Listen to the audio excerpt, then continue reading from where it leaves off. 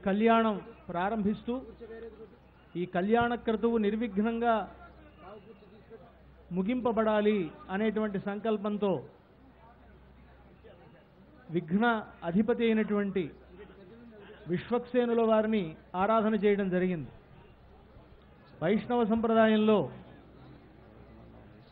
విఘ్నములను తొలగించడానికి విశ్వక్సేనుడు అనేటువంటి దైవాన్ని ఆరాధిస్తారు. ఈ విశ్వక్సేనుల వారు ఎలా ఉంటారు అనంటే, శుక్లాంబరధరం విష్ణుం శశివర్ణం చతుర్భుజం అని మనం విష్ణు ధ్యానం అనుకుంటాం. అది నిజానికి విశ్వక్సేన ధ్యానం. విశ్వక్సేనుడు తెల్లగా ఉంటాడు, తెల్లని వస్త్రాన్ని ధరిస్తాడు, శంఖచక్రాలు ధరించి ఉంటాడు. ఆయనకి విశ్వక్సేనుడు అని పేరు. విశ్వక్సేనుడికే విష్ణువు అని పేరు. అందుకనే విష్ణు సహస్రనామాల్లో విశ్వక్సేనో జనార్దన, విశ్వక్సేనుడు అనేటువంటి వారు విష్ణువుకి ఉంది, ఆయన పరివారంలో ఉన్నటువంటి విశ్వక్సేనుడికి ఉంది.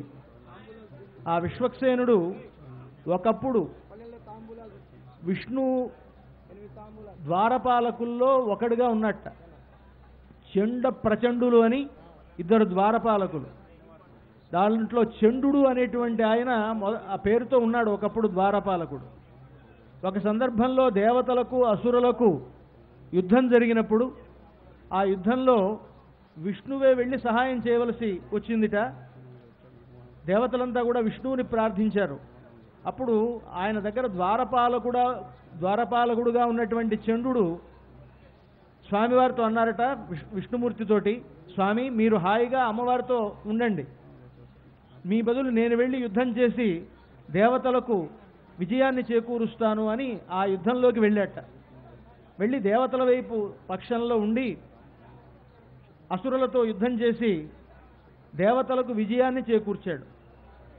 అప్పుడు విష్ణుమూర్తి రాగానే ఆయనకి గొప్ప సన్మానం చేసి ఆయనతో అన్నట్ట, ఇక నుంచి నాకు సమర్పింపబడేటువంటి దాంట్లో 4వ భాగం నీకు వస్తుంది.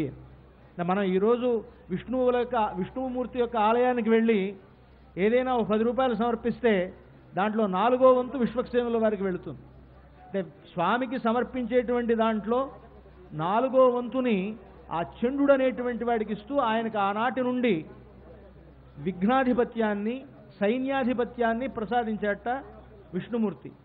అందుకనే ఆ విశ్వక్సేనుడు విఘ్నాధిపతిగా ఉండి విఘ్నములన్నీ తొలగిస్తూ ఉన్నాడు. ఆయన యొక్క ధ్యాన శ్లోకమే శుక్లాంబరధరం విష్ణు అనేటువంటి స్తోత్రం. యస్య ద్విరదవక్త్రాద్యాః పారిషద్యాః పరశ్యతం విఘ్నం నిఘ్నంతి సతతం విశ్వక్సేనం తమాశ్రయే అని ఆ విశ్వక్సేనుడి యొక్క పరివారంలో మనం ప్రతిరోజు గణపతిని పూజిస్తామే, అలాంటి గజముఖులైనటువంటి వాళ్ళు కొన్ని వేల మంది ఆయన పరివారంలో ఉంటారట. సింహముఖులైనటువంటి వారు కొన్ని వేల మంది ఆయన పరివారంలో ఉంటారు.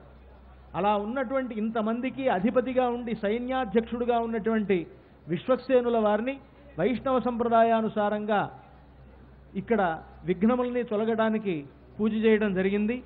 ఈ విశ్వక్సేన పూజ అయిన వెంటనే ఇక్కడ ఉండేటువంటి ద్రవ్యము మనము అంతా పవిత్రం కావడానికై పుణ్యాహవచన క్రతువును